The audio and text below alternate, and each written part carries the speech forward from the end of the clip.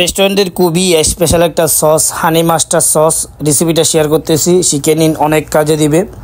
হানি master সসের জন্য আমি প্রথমে এখানে 3 পিস মুরগির ডিম দিয়ে দিচ্ছি, 1 table spoon white paper, 1 table spoon একটু কম লবণ, 2 টেবিল স্পুন আমি এখানে চিনি দিয়ে দিচ্ছি। এরপর আমি এখানে 2 টেবিল স্পুন উঁচা গুঁড়া দুধ দিয়ে দিব, 2 table spoon yellow master sauce দিয়ে দিব, এটাকে মাস্টার সস বলে থাকি, এটা আপনার সুপার শপে পাবেন। তারপর আমি এখানে 30 গ্রাম হানি দিয়ে দিচ্ছি, এরপরে একটা লেবুর রস দিয়ে দিচ্ছি। এগুলো দেওয়ার পরে আমাদের হ্যান্ড মিক্সার দিয়ে ভালোভাবে মিক্স করে নিতে হবে 2-3 মিনিট। আর যাদের বাসায় হ্যান্ড মিক্সার নাই, আপনারা চাইলে জুসের ব্লেন্ডারে এটা তৈরি করতে পারেন। এরপর আমি এখানে সয়াবিন তেল দিয়ে দিচ্ছি, সয়াবিন তেলটা দেওয়ার সময় একটু আস্তে আস্তে দিচ্ছি। আর এদিকে আপনার হ্যান্ড মিক্সারটা চালু করে দিছি।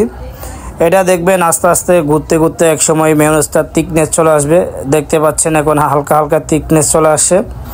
আর আপনারা যারা রেগুলার আমার ভিডিও দেখেন, আমার একটা ইউটিউব চ্যানেল আছে জাভেদ কিচেন বিডি, একটু সাবস্ক্রাইব করে পাশে থাকবেন।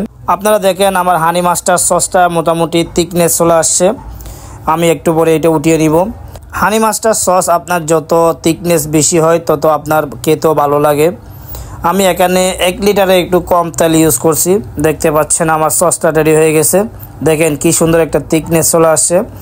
এটা আপনারা চাইলে বাসায় খুবই সহজে ট্রাই করতে পারেন। আল্লাহ হাফেজ।